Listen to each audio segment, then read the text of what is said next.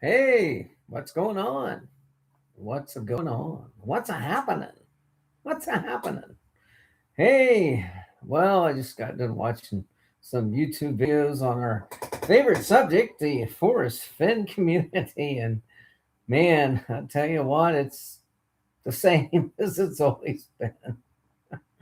Oh, well, it's that time of year where you go out and you harvest your wheat crop, and you go out and plant your double crop and get everything sprayed, and then you finally get a little bit of rain, and so you have the day to relax. So I've been sitting around the house here all day just doing very little, trying to get caught up on my sleep and getting caught up in Forrest Finn's drama and what's going on in the world of Finn.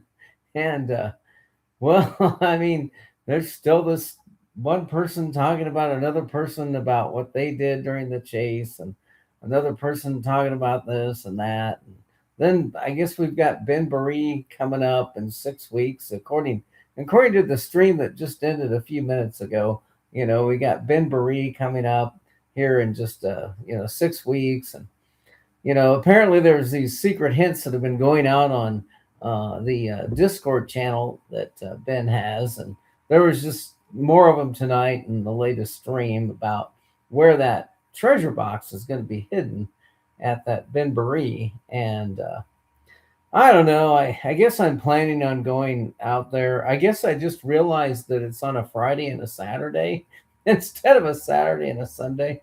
I probably would have missed out on the whole entire treasure hunt. I don't know if the treasure hunt starts on the first day or it's the second day, or I don't know. These itineraries are very sketchy, if you will, when it comes to what's happening at Benbury and when things are happening, and whether we can cook on propane or whether we can have an open fire because of fire restrictions due to the dryness.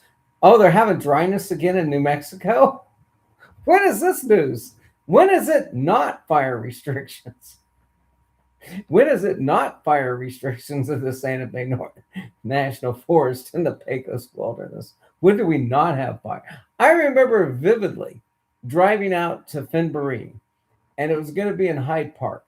But due to the fires that had been occurring out there, they had to move it to the bookstore, the Collected Works bookstore. And I think this was 2018. I think the host that year was Connie. And there's it was kind of a smaller eclectic group.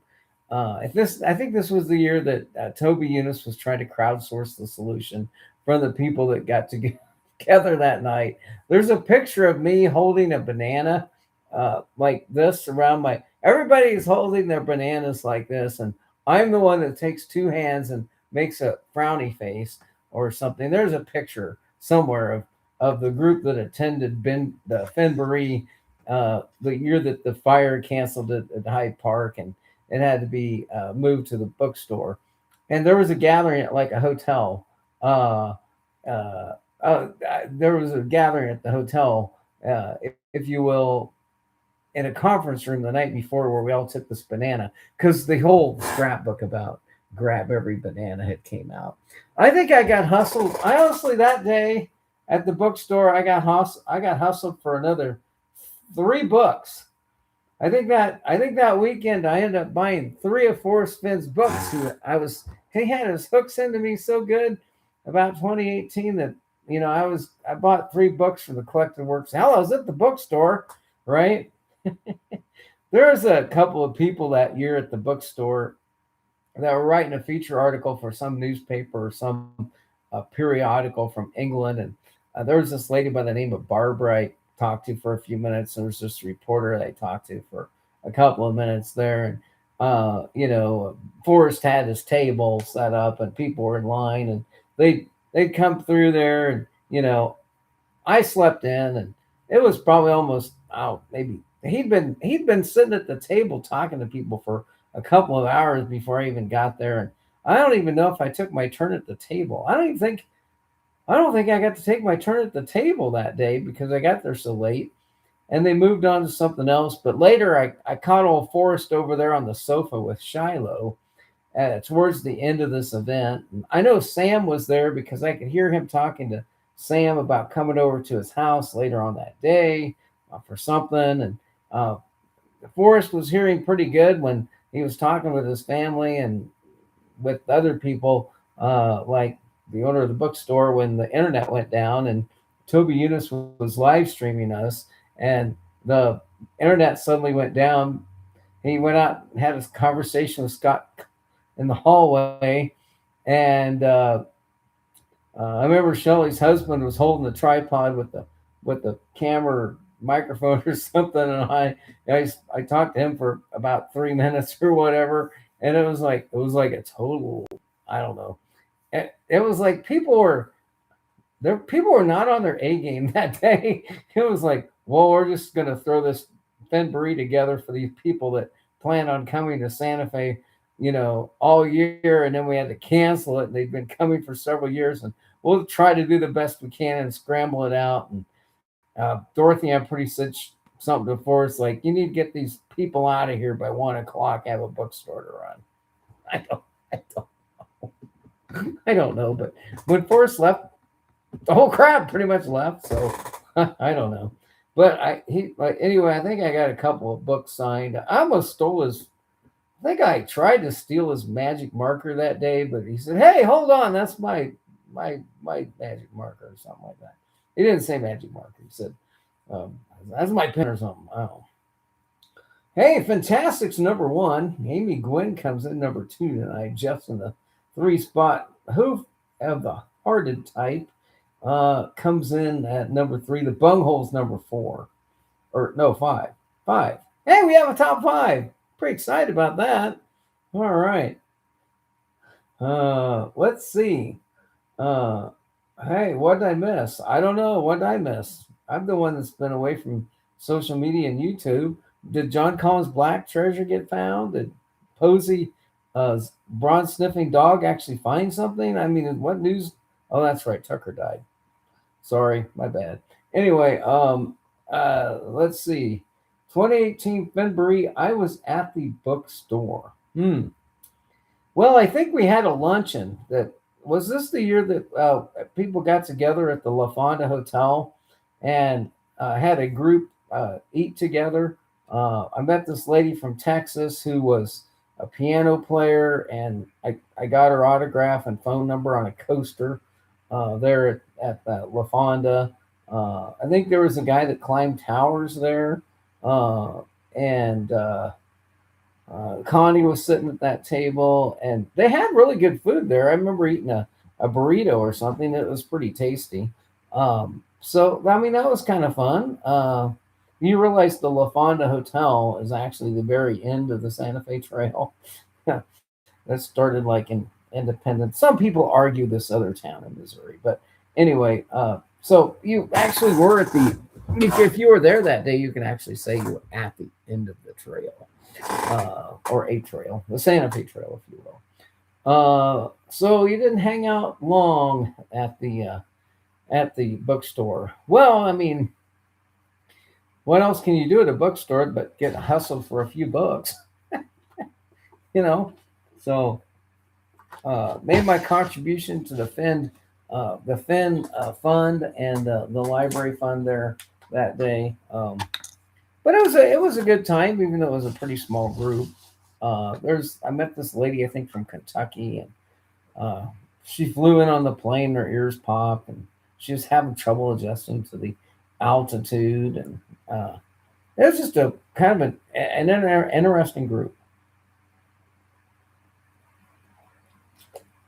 Well, like I said, I might head out to Benbury if I can get there, and see what's going on. I really like to win that treasure chest, but I guess I could have 3D bronze print me one, or I can go online and find a 17th century chest to covet. Anyway, so I don't know anything about what's been going on in Forrest Fenn's world, honestly. Have watched a couple videos today, took 3 naps, and I don't know if the lawsuits have settled. I don't. I know. I think they lowered the price on the house. Somebody mentioned that a couple weeks ago. Uh, so I mean, I don't know if things are moving forward in the state court or anything like that. Uh, Nobody seems to want to have a timetable. Nobody seems to want to give out any information about whether all the lawsuits are officially settled. Nobody seems to report on those types of details any longer. We pretty much just have a few people that want to talk about other people. We have a few people who want to tell us about their solves and how their solve played into it.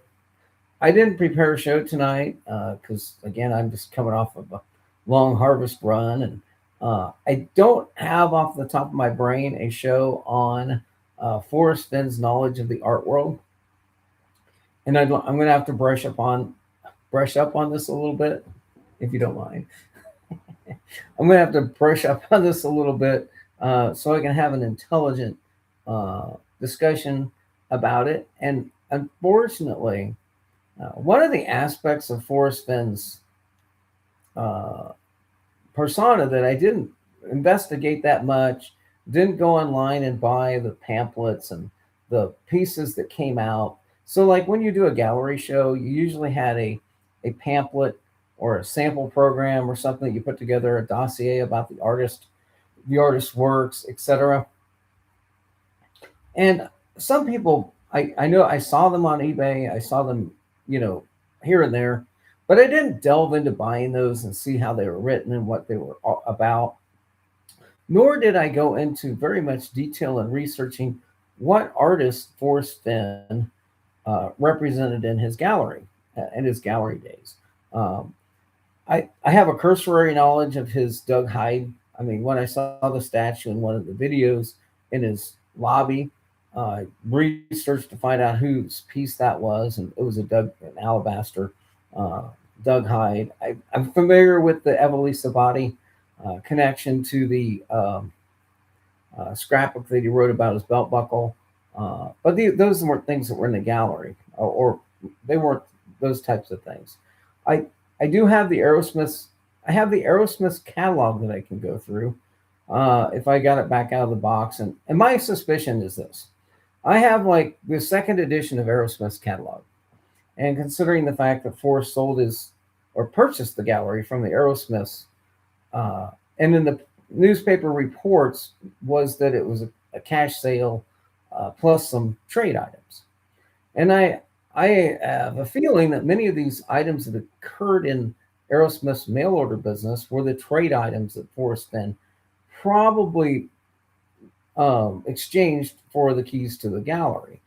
And so I could show you some of those types of things, and maybe that would be interesting to see what he traded in trade to get to that point. And I can't prove that any of Aerosmith's items in these second Aerosmith's magazine were things that Forrest Fenn once owned, but I have a high likelihood of suspicion that they had to have been, because where would Aerosmith have gotten all this stuff to offer in a mail order business? But anyway, and so I mean, I know a few things about some of his artistic things, through the scrapbooks. And I guess I'm almost doing that show right now. But anyway, he owned the foundry in Texas. And I used to have the knowledge on the tip of my brain of who he sold that old grain facility to, who he sold it to. I used to have all that information, but I haven't juggled that information in my mind for a while. So I'm not really totally prepared to talk about all of his artistic endeavors. And the other thing is, and how did Peggy work into the management of the gallery? The procurement of the pieces. Was there any interaction between him and his wife in that? Sadly, I have a big knowledge void in that area too, and I don't know what that relationship was like. Was she at home? Well, I guess they were living in the gallery at one time. So was she in the section of the property raising the kids, and while Forrest was out procuring artwork and doing this, or was she involved in some day to day book work operations? I don't know. I would love to have a little information on that family dynamic of how that all worked between Forrest and his wife, and management of the family and the running of the gallery. I think, and honestly, if you're doing a story, a Netflix series about Forrest Fenn, you would want this is the contextual information you'd want to have. These are the things that you want to learn about. Was he involved in any CIA business? People glossed over that in and out. Yes, no. Sure, there's this gap in time that really isn't accounted for in Forrest Fenn's 20-year career. Uh, what was it? Was there something there? Back when he was making that trip to Russia to procure art for a show with a Russian artist, was that just an attempt by the United States to get somebody into Russia? Uh, I don't know. Government used a lot of people to get intel during that period of time. I'm not saying my aunt and uncle went to Estonia and that they were followed around by MPs their whole entire time there while they were visiting their own family. Not saying that happened. Maybe I'm saying that happened. But anyway, anytime you can get an envoy into the Soviet Union during the Cold War, whether it be under the guise of art diplomacy or otherwise, there were attempts to do that if you were in certain segments of the um, intelligence community. But again, I don't have enough context on that. So I guess I'm turning this show into what are some of the things that I wanted, and maybe I'll do this for another 20 or 30 minutes, however long I go until I run out of questions. But, what are some of the things that you would find interesting about Forrest Fenn that he didn't really speak much about openly and publicly or write about in his memoir? And one of the things is this relationship with his wife, uh, and what the family dynamic was like. Uh, there's an interesting interview where Forrest is sitting there being interviewed by, I think, the people from the Cody Museum, and the audio clip is playing, and you can listen to this audio clip, and the guy's been going solid, asking Forrest questions about Vietnam, his time in Vietnam, what he was doing there. And in the voice in this background, you can hear Peggy or his daughter, somebody say, "We're going to Albuquerque." And you can hear Forrest answer the question like, "Okay, see ya," or it was just one of those uh, okay, great, whatever, you go do your thing kind of responses to the lady that said that. And it might have been the housekeeper who was going to Albuquerque. Uh, I don't know who it was. Uh, might have been Cynthia for all I know. But anyway, what was this family situation? What was it like having kids running around a building that you're trying to renovate into a home, and at the same time you're trying to create this great art gallery space at the same time? I mean, this has got to be kind of like one of those stories, American stories where somebody's trying to build a business while raising a family kind of thing. And I think it would be interesting to see how that one worked because, you hear these stories of Wozniak and Jobs and how they're high school kids and they're not attached to anybody and how they founded, biggest corporation in the world, in a garage, if you will. And in a way, Forrest Fenn started his business of sculpture making, his own sculptures in a garage, if you will. And yeah, I think that there's just so much I'd love. Okay, so you never got any of these stories from Forrest Fenn. You occasionally get a story about a crucible, right? And you occasionally, get a story about a piece of artwork that he acquired and where he got it. And occasionally you hear these stories of how he went with John Connolly and they went procured the horror paintings. But the day to day mundane stuff of, did Forrest regularly attend his children's events at school? Did he go to a piano recital? Was he the guy that showed up at the volleyball game? Was he the man that, was involved in this children's soccer? Well, Soccer wasn't very popular back then. But anyway, was Forrest Fenn an involved parent with the raising of his two daughters? You know, obviously during the war, he was gone a long time, but the children were very, if I do the math, I think they were very, very young. Uh, and so he wouldn't have missed out being in the military in very much of their, let's say, junior high, high school, maybe even middle school events. And it'd be interesting to learn more about, how he was in the community with the school, how he was with the community and raising his kids, and church, whether they attended church or I know he's a spiritual man, but not religious. Did the wife and the daughters go to church while he milled around the gallery in the mornings on Sunday? Uh, I think it would be fascinating to have more context on this.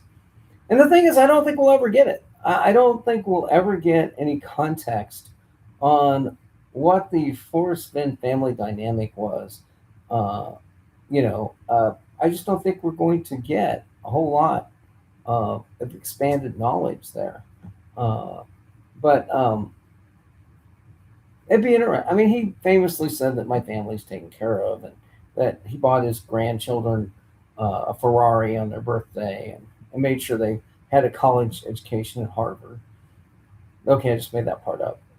I just made that up to see if you're paying attention. Nobody challenged me in the room, so you must not be paying attention.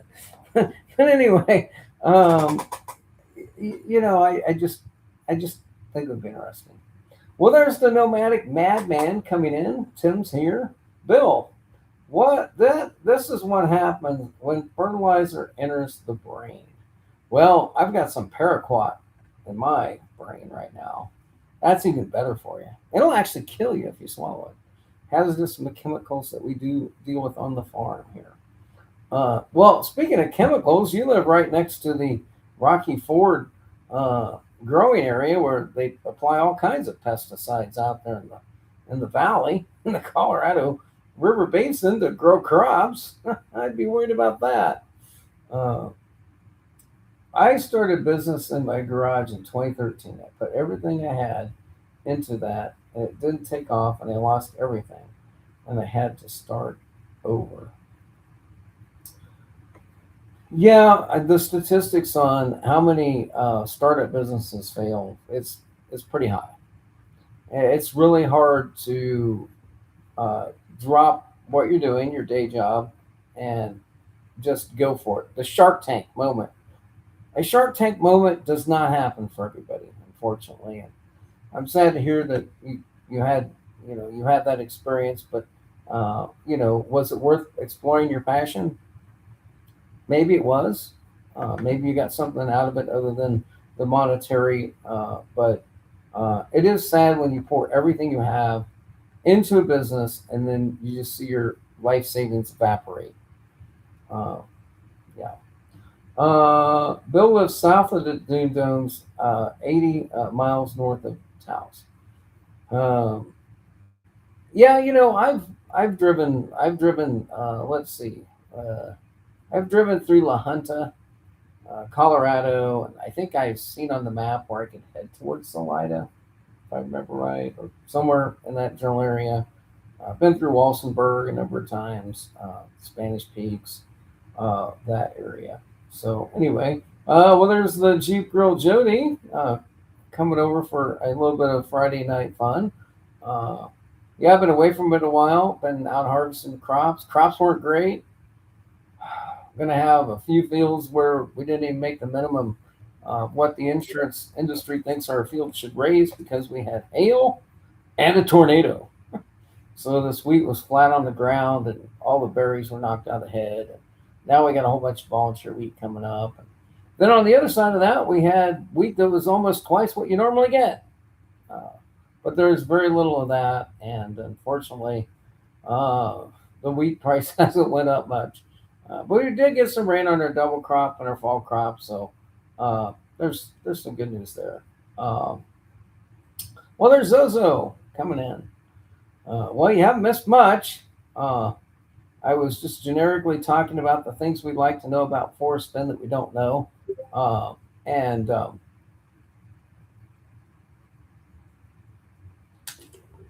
The other area that I did not plow a lot of research time into was the actual missions that Forrest Fenn flew in Vietnam, the actual radar school time, where those bases are. I did not do this. I did not go on a map and put a push pin in every location that Forrest Fenn and his wife were stationed over there. Uh, that military career. Didn't do that. I'm sure somebody did. I'm sure somebody invested heavily. See, the point I'm trying to make here is when it comes to Forrest Fenn, he was a multifaceted individual, and that you could go down any number of different facets to try to figure out which one he might have used or what was most important to him. And again, what I'm saying is you could have went through everything, every place he was stationed, put it on a map, and seen if it made any sense. I also didn't spend much time into looking into all those people that are pictured in the Thrill of the Chase in the photograph of him being rescued by the Candy Ant, and the relationships he might had with what Maples was. Maples one of the people on this. And what's really weird is that one of my first coworker that I met was named Laura Maple, and it would have been the ultimate interesting thing if Laura Maple was the daughter of the pilot that was flying in the rescue mission. The you know the so anyway, what I'm saying is I didn't spend a million man hours, researching everybody that Forrest Fenn was associated with in the military. I did spend a little bit of time on Robin Olds because he did do a scrapbook article on Robin. And I did do a little bit of research on his mention of being the aide de camp to a general to try to figure out which general he was the aide de camp to. Because I think that piece was important. And I may have spent like, I don't know, 4 or 5 days trying to figure exactly what the name of the person was that he was the aide de camp to. If anybody did get that information, I'd love to know it. I would love to know the name of the person that he was the aide de camp to, the one that gave him the biggest breaks in the military, if you will. And uh, I think there was an angle of pursuit. I think there was a angle of pursuit for your thrill of the chase in finding out a little bit more about those people he surrounded himself with during his military career. And the same could be true insofar as a little bit of personnel research on those people he surrounded himself with at the gallery. For instance, I did spend some time. I went to the library, checked out a book on Jackie Kennedy's interest in art. When she was in the White House, one of her assistants was commissioned with the job of procuring art for the White House. I tried to find a specific. Here's one thing I never found. And I looked for. I never found a specific citation of Jackie Kennedy in any of Jackie Kennedy's journals that I read, and this was like two or three, of her spending time in New Mexico at Forrest Fenn's gallery. Granted, a couple of these books were about her White House time and not about the period of time after her husband was assassinated. So one of them did not cover her life period after that period of time. But what I'm getting at is if you Googled or put together the string of words Forrest Fenn and Jackie Onassis or Forrest Fenn and Jackie Kennedy, I never found the smoking gun that said, yes, Jackie Kennedy.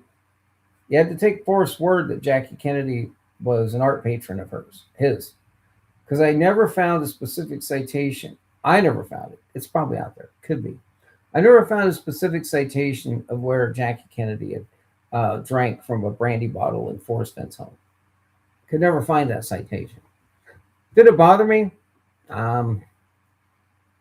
Slightly. It did bother me that I couldn't find that article or that information or that, you know, that, you know, based upon reality, this absolutely happened because here's, you know, like in the case of the Amar Dihor paintings, I didn't go so far as to actually see if I could find a bill of sale where it showed that, or a article or something that showed that he had worked with Connolly to bring those in.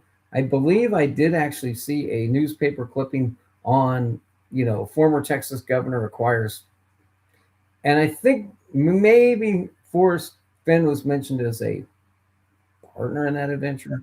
So I think that one I can actually confirm or did confirm, but some of these little anecdotes about Forrest Finn's life, in the process of confirming that they actually happened, I did struggle to find actual real evidence that some of these things happened. But then on the other side of things, you would occasionally run across a newspaper article that mentioned Forrest Fenn, and you'd say, well, he's never mentioned that about his life in his books and his writings, memoirs, scrapbooks, etc. And you'd go, well, that's interesting. You know, like you're a founding member of the uh, Westerners. Well, why doesn't he come out and say he's a founding member of the Westerners and he knew Evans Haley and all these other people? Because he didn't go to college, and that would ruin that story. I don't know. But what I'm getting at is uh, the whole family dynamic, fact checking, looking into some. There's so much about what we have as a data set when it comes to Forrest Fenn is literally the tip of the iceberg. You know, you have this much above the water right here, this little blip, but underneath that, there's this person who lived and existed and had a, you know, pretty broad life experience in a number of different areas and had a span of influence from archaeology to you know, to educating some people, have them come out and, you know, fostering their interest in this and the art gallery. You got a guy with so much stuff down here; it's hard to pin him down to one specific interest to see what he might have used as his basis for his, uh, you know, treasure. And the other baffling thing about Forrest Fenn that I never answered, never really got a good idea, a handle on, that is, okay. He says the impetus for the treasure hunt was a story about you can't take it with you. Well, then I'm not going, and then he was diagnosed with cancer, and so he decided to put together you know, a treasure to search. You know, the question, the underlying question is, where do you believe that is the impetus for this treasure hunt? Do you really believe that's where it came from, or was he like Justin Posey? And God knows I don't want to compare Forrest Fenn to Justin Posey, but I have to for this example because, you know, in Justin Posey's book he talks about how his interest in treasure hunting got started by another family member. I think who told him and gave him the books about the Victoria Peak treasure, which was a treasure, if you will, an actual treasure, if you will, something that people had been the Dutchman mine, whatever. My question is, was there an influential person with Forrest Fenn and his? We all know the arrowhead story, but that's an arrowhead. That's an archaeological. That's not a hidden treasure. That's not something that somebody lost out there. Well, I mean, some Indian obviously lost it when he was out hunting, but it wasn't something that was a loot that was in mass numbers that was lost. So the question I'm asking is, was it something like the story of Oak Island that brings about treasure hunting? Was it the all that was going on in the world in the 1980s, specifically 1980 when Byron Price launched the Secret and got a few people off the couch and out into the park system of the cities of the United States looking for hidden gems? Was it Masquerade? Because in the history of Forrest Fenn's life, of modern history, he was not old enough to experience the Great Muldoon. He was not old enough to experience the other buried body that Barnum Bailey took around the country and showed people. He wasn't that old. Did he grow up during UFOs? Absolutely. So yeah, the unexplained UFO. Yeah, that. mystery UFO. Uh, but there's a period of time where the lost treasures, the only thing that you found were the shipwreck treasure hunters and the like the Lost Dutchman mine and Oak Island. These were the only really big things that people talked about that were lost. The Spanish gold, the Spanish bullion, and the ancient cities of the Incas, Colorado, not Colorado, but Coronados, Quivira. What I'm trying to ask and answer is what was the childhood or the other influence, the real influence for having this? Did he participate in something like this somewhere? I don't know. Let me get caught up on the chat. So Bill's waiting for a new computer to recover my files from my old one. Yeah, you're running. I think you're kind of running the risk with the Windows 7 operating system. Uh, Jeep Girl has. Oh, I have a question. What do you guys think? Remember, there was a guy who was telling Forrest he found and has had a treasure chest, and Forrest alerted the Yellowstone National Park he might be there. It was a FOIA.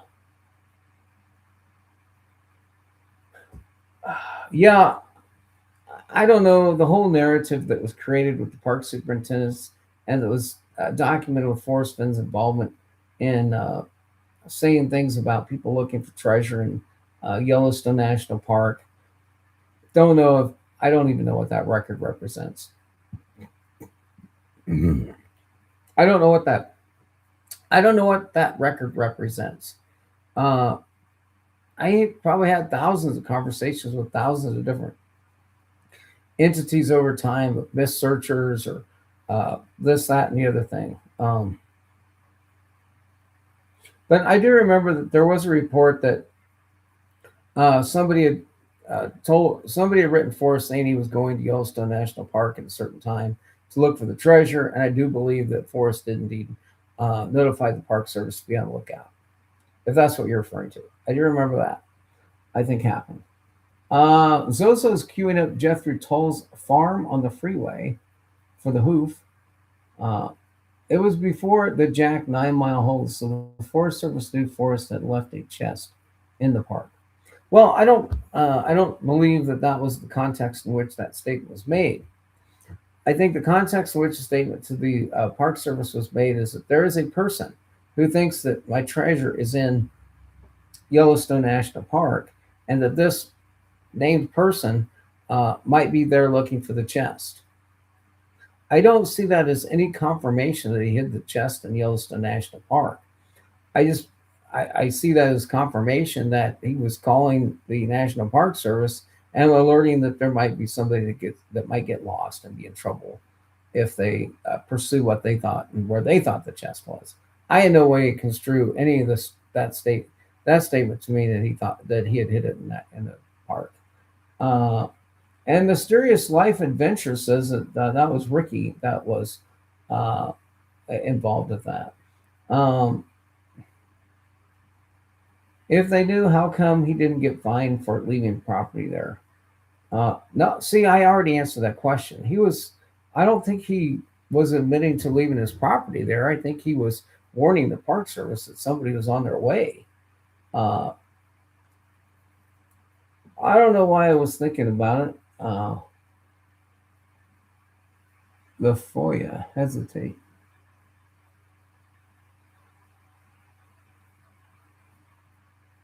Yeah, I mean, I'm pretty sure Ricky's in a FOIA or two. There, you can just go to the FOIA and read the names. There, there are freedom of information, and when you ask for the information about Forrest Fenn, that of people that we have never even heard of in the search community that were cited for doing stupid stuff in Yellowstone related to Forrest Fenn's treasure.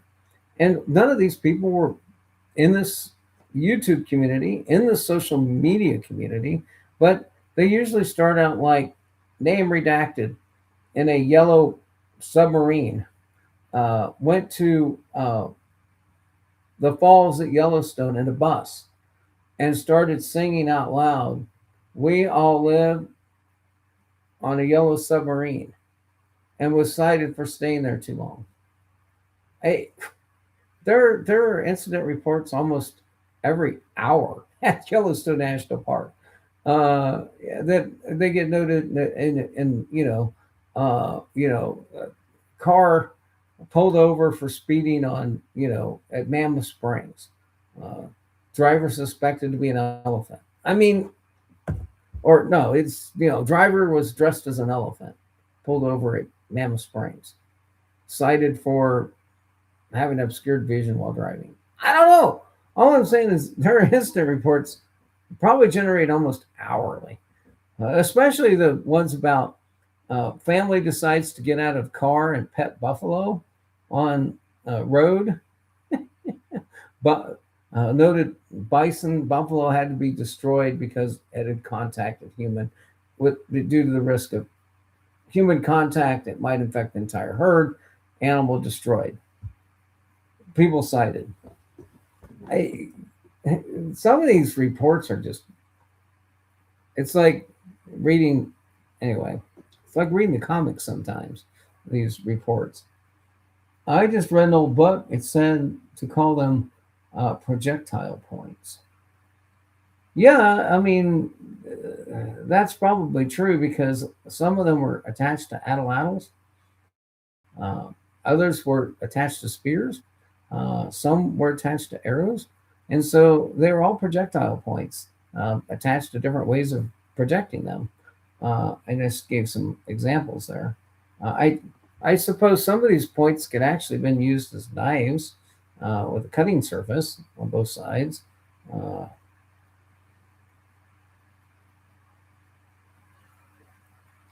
Yeah, I never I got to the Cody Museum, but I didn't stay another day up there to go to the Yellowstone National Park. I'd probably like to see the Grand Tetons, and if I was going to put something on a bucket list, isn't there like a glacier that's melting that probably won't be there much longer uh, in Montana or somewhere? That would probably be what I'd like to see. That and the big redwood. But they had a story about the big redwoods on a show the other day, and I watched it, and so I kind of felt like I had seen my big redwood that I wanted to see. Uh, Trusted Living is adding that there was a poem solved location in all four states. Yeah, I mean that would be something about the chase that Forrest never asked or answered. Is did you have a potential treasure location in all four states or even more for your poem, uh, or were you always going to hide it in the state in which you hid it? But nope, I'm going to check out before any of those questions can be answered. I think I think part of the reason we have such an unsatisfying experience in the leftover Forrest and Chase community is that I think that we all thought that if the treasure was found during his lifetime, we would have that interview where Forrest would answer such questions like that. Did you consider all four states that you narrowed the search down to as a possible location for your treasure? Or was it the one that Jack Stu found it at all along? And you never even considered any other spot. And, you know, uh, there was during the chase a question similar to that asked, like, did you write the nine clues to the poem before the spot, or did you uh, do it the other way around and have the spot and then write the nine clues around that? That was kind of answered during the chase, but you know, he never answered any questions about what potential locations did you consider for your treasure location. We all speculated about boyhood fantasies in Yellowstone, looking for Lewis and Clark. I mean, he gave us certain information about the search area. He never discussed, Colorado Springs and his property there. Why? Why?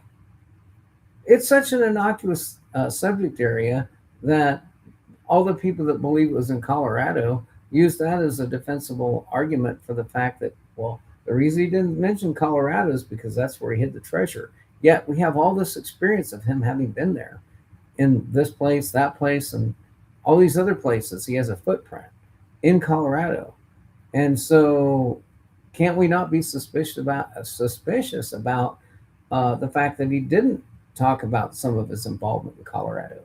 He was more than willing to tell you about his involvement in the uh, uh, Henry Joseph Sharp cabin and Cody, Wyoming, yet very little interest in telling you about Santa Fe helicopters, very little interest in telling you about his uh, adventure in buying land in Colorado for property investment. Uh, some of his printing businesses never made it to the public domain in terms of his involvement in such businesses that he was in the publishing industry.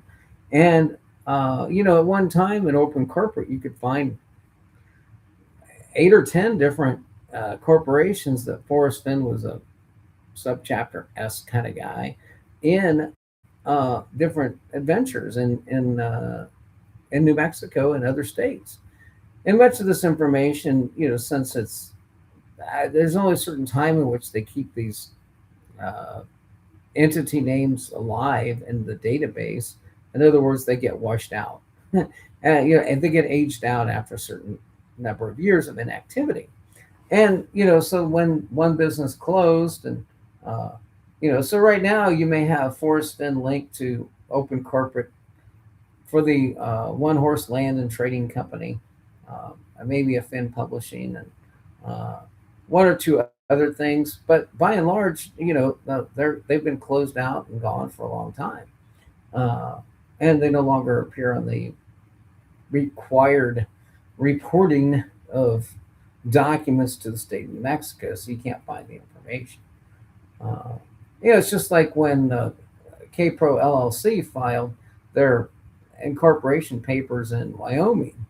Wyoming is one of the most lax states when it comes to corporate entity filing, and you can use what's called a registered agent, and the registered agent is going to appear on your application name as the contact point for your corporate registration state of Wyoming, and then that registered agent's the one that keeps the information about who the partner and the limited partners and the vice president, president, secretary, treasurer, all the officers. None of that ever gets reported in Wyoming. It's just the registered agent that gets reported, and so it's really hard to track stuff in Wyoming. Um, in New Mexico, then it's not that it's easier because you can't hide behind a registered agent. But anyway, I had a place up on Coffin Mountain, Zozo. Ooh, that sounds like a good place. Trusted Living says the tallest mountains in the Rockies was the primary werewarmers halt, and each state's tallest mountain also would be part of nailing down the werewarmers halt for each state. Well, I guess you could. Go on that. What is the tallest mountain in Colorado? Is it Antero, uh, or is it Pikes Peak? I don't even know what the tallest mountain in Kansas is Sunflower. But anyway, I don't even know where the tallest mountain in each state would be. So again, Trusted Living has a question that we really don't have a data set to get the answer to.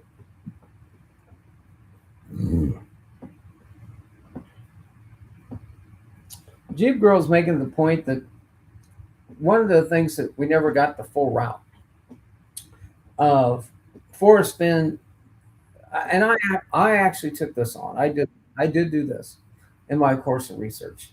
I took on the task of answering the question: how would a Marvin Fenn put his family in a car?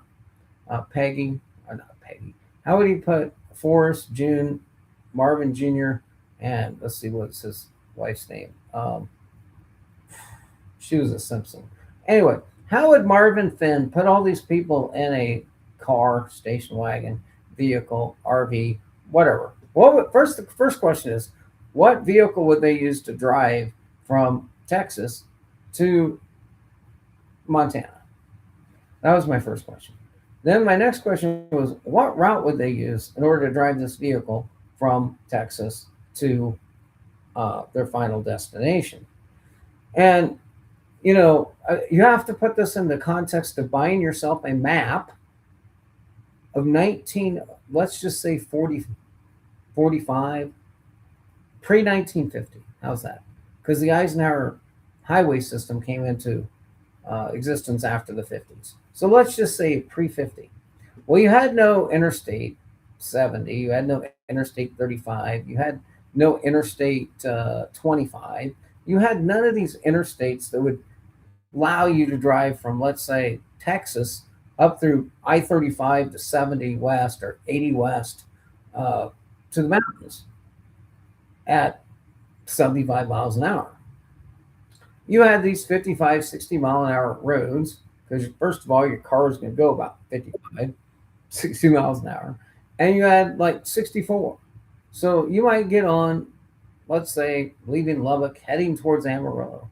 And then once you got to Amarillo, you might go up to, I don't know, let's just say you go to Dalhart. And then you had two routes. You had a couple of choices at this point in time. You either had to go along the Rocky Mountains on one side, or get on the other side of the Rocky Mountains, or in between the Rocky Mountains to go up there. So do you then go through the Trinidad Pass, uh, up through Trinidad to go up to Montana, or do the Eisenhower Tunnel? This might help you a little bit. The Eisenhower Tunnel did not exist when Marvin Fenn was driving his car up to uh, Montana. So you had to figure that he probably used the Raton Pass, went on up the Trinidad route, and then maybe by Cheyenne, Wyoming, and that way, maybe cut across the Wyoming area and got over to Green River, and went maybe up through the Little Paposia, maybe went that route. I don't know, but there was information to be garnered from this idea that, well, how would you, if you were living in Temple, Texas, and you're 10 years old and you're in the back of the car with your sister June? Um, if I was in that car, they'd probably put June in between the two boys uh, as a buffer, uh, uh, and or they did what my parents had to do. There were so many times when my mother rode in the back seat with one of us, and my dad drove the car in the front seat with the other of us. Not saying two boys, 2.5 years apart, couldn't keep their hands off of each other in a car on a long drive. Not saying they couldn't, just saying I couldn't. Because there was always the, I'm going to flick your ear. Well, then I'm going to flick your ear. Okay, I'm going to slug bug you, and then you're going to slug bug me. And before you know it, it was, all hands on deck, getting my brother and me separated. All right, you're in the front, you're in the back. Settle down, or we're just going to leave you here, like Joe Dirt. And you wonder how Joe Dirt got left?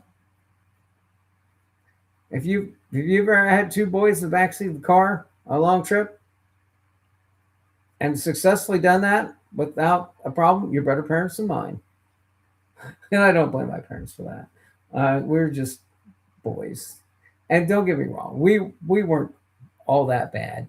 It usually was just like, if somebody had a toy and the other one wanted it and the other one didn't want to give it up, we'd fight over it. Oh, okay. We're getting the answers to the questions. So Bill Gorman says they used a 32 Chevy. Are you sure it wasn't a Model A Ford? But anyway, the tallest in New Mexico is Wheeler Peak. Yeah, I think I knew that. Some people think it's Taos Mountain, but Wheeler is actually taller. Uh, Jeep girls by Fort Collins, and she sees the long peaks. Uh, yeah, I wrote a story about Long's Peak. Uh, I went. There's a thing called the diamond, right? And the if you've never seen this, it's kind of an interesting thing. But so I grew up on the plains. We didn't have mountains. We didn't have mountain climbers or anything like this. So there's a part of the peak called the diamond, and I guess it's a popular site for people like to climb. And if you are on the road and you look over there at the diamond, and there's people on the diamond climbing it, it's like they're just like little specks on this big wall. It's like looking at a fly on a wall.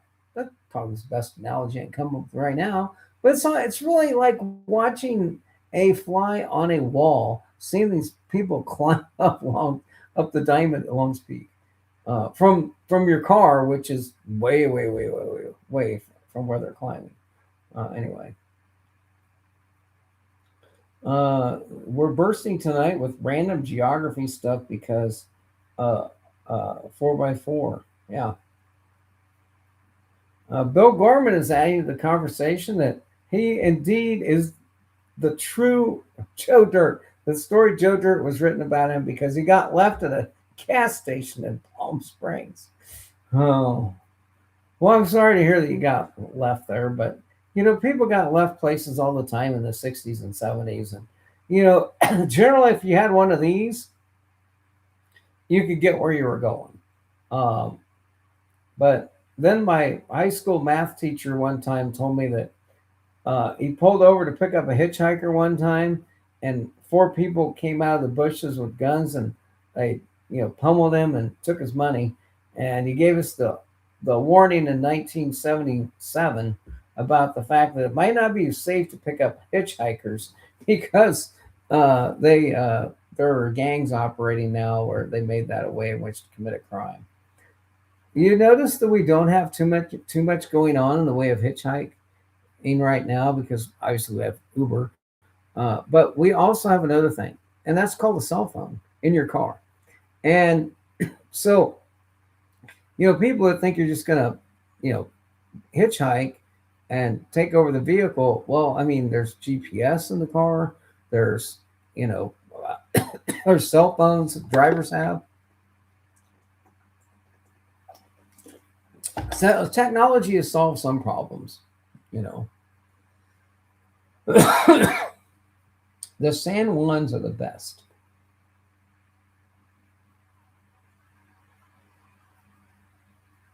I love my Jeep so much. Yeah, you know what? One thing I've never owned is a Jeep, uh, Toyota 4Runner. Uh, I did own a brown Bronco once. It was the big Bronco, not the baby Bronco. In 2 years, 78, 79, I think it was, they had the large Bronco built on the pickup chassis. And my nephew thought he wanted this vehicle. I went and bought it. I put a water pump in it, got it running. And, it's like, he said, well, I think I'll help you work on that in the winter. Well, the winter came and passed, and it sat under the carport out here. Uh, it's like, I got enough vehicles. I don't need this one. And so I went ahead and just sold it. Made it. I think I made $2,000 on it. And this was going to be my nephew's and I's project. So I gave him $1,000 and said, "Well, I guess we'll find something else to work on together." High fives to Tim.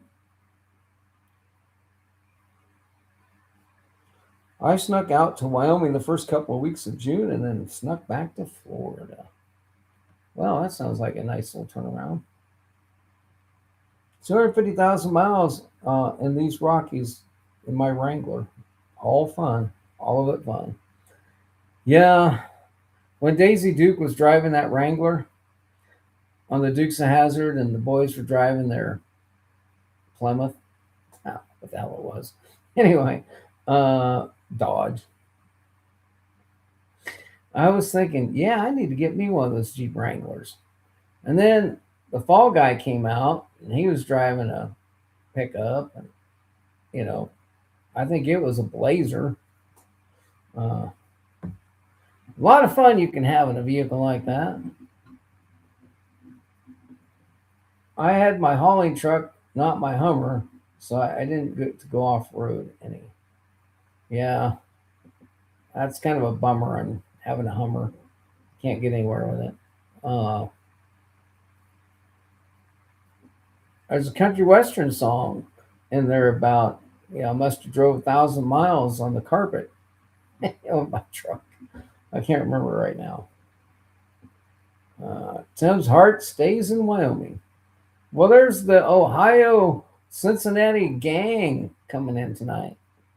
Uh, Loving up that Queen City tonight. I can't believe there's not something going on in the hot, humid city of the Queen City. Isn't that the Queen City? I think it is. Say hi to Kroger. Get you some. Say hi to that Procter and Gamble products. Go downtown, P&G. Go to the Covington Mall sometime. I bought my Ocean Pacific hoodie that I've talked about in the past. Was acquired from the outlet mall in Covington in about 1979. I don't know if I still have that or not. I don't know if I have that or not. But I coveted my Ocean Pacific hoodie. Take a tour of the Rookwood. Take a tour of the Rookwood Pottery Gallery if you get a chance. It may have closed by now.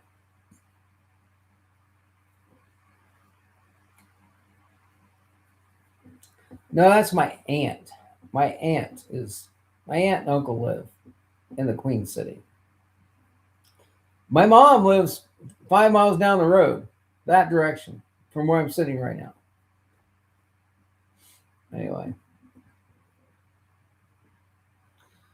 Tim has been to almost every town in Wyoming and most of the trails. Wow, that's pretty impressive. So, on the road between Green River and the Little Proposia, there is a turnoff that basically goes nowhere. And at the bottom of the hill, I left a treasure one time. Have you discovered that one yet?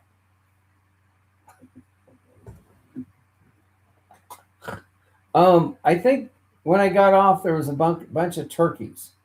And the road I turned off on might have been Turkey Creek.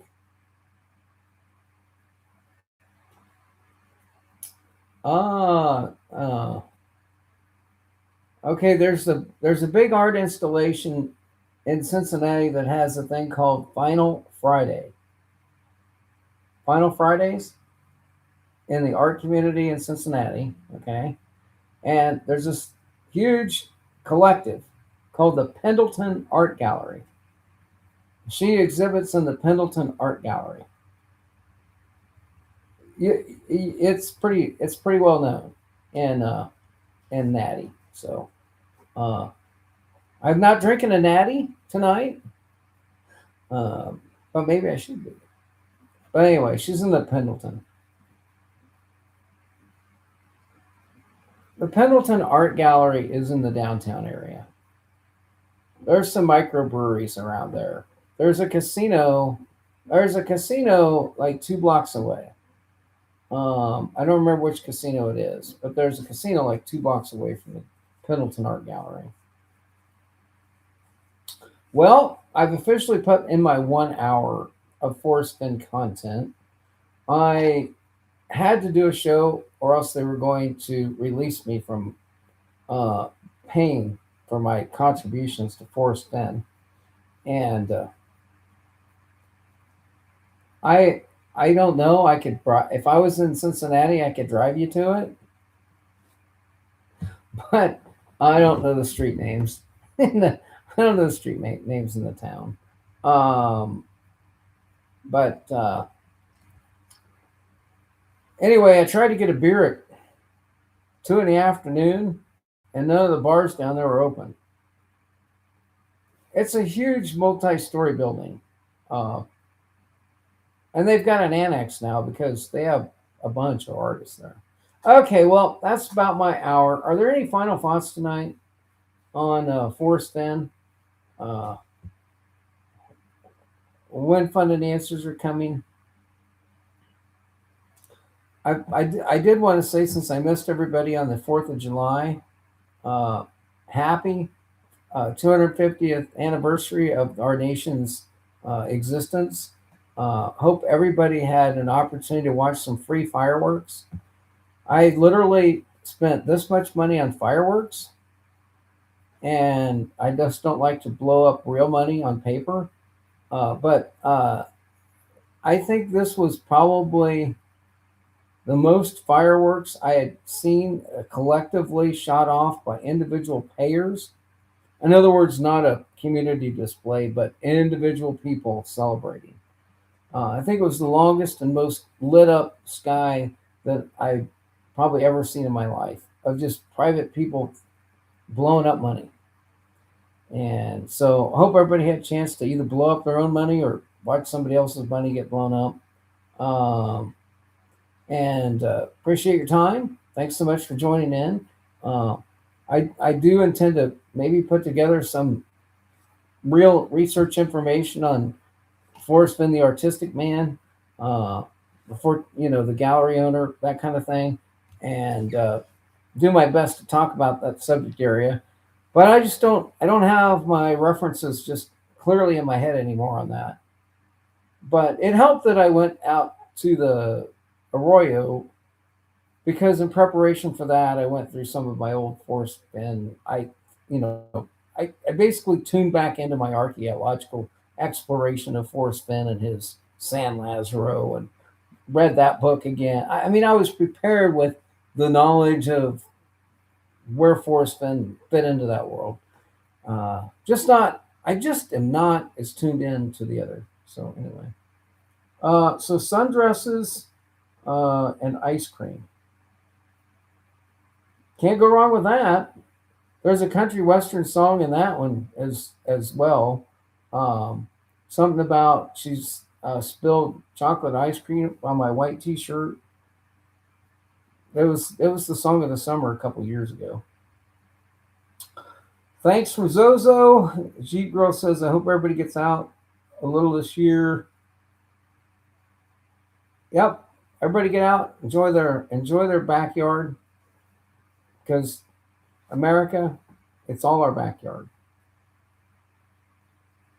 Thanks to those patriots 250 years ago who got together one night in a tavern, drank too much, and said, "Fuck this shit. We're giving all our money to the British. What do you guys think? Should we go out on our own?" Wouldn't that be a fly on the wall moment? If you could go back to, if you could go back 250 years to be a fly on the wall in the founding of this country and what these people actually said about the British and what they actually said about colonization, all this shit. I mean, wouldn't it be fascinating to see what Alexander Hamilton, not Alexander, what George Washington was saying to the other person is saying, and maybe this history is actually more well documented than I know because I never became a history scholar of the founding of the country and the papers of Washington, the papers of Jefferson, and blah blah blah blah blah.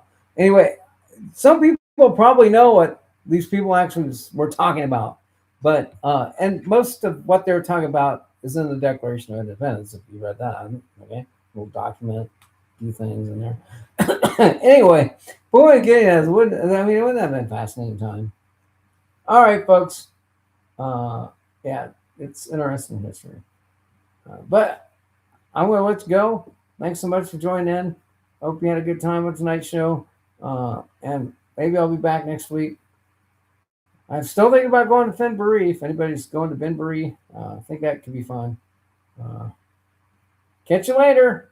I'm counting it out in 50, 40, 20, 10, 5. What's the next? What's the next iteration in that sequence? What's the next iteration? Went from 40 to 20 to 10 to 5. Well, we could go 0 or 2.5. Yeah, it's always 4. Well, it's 5 o'clock somewhere. Good night.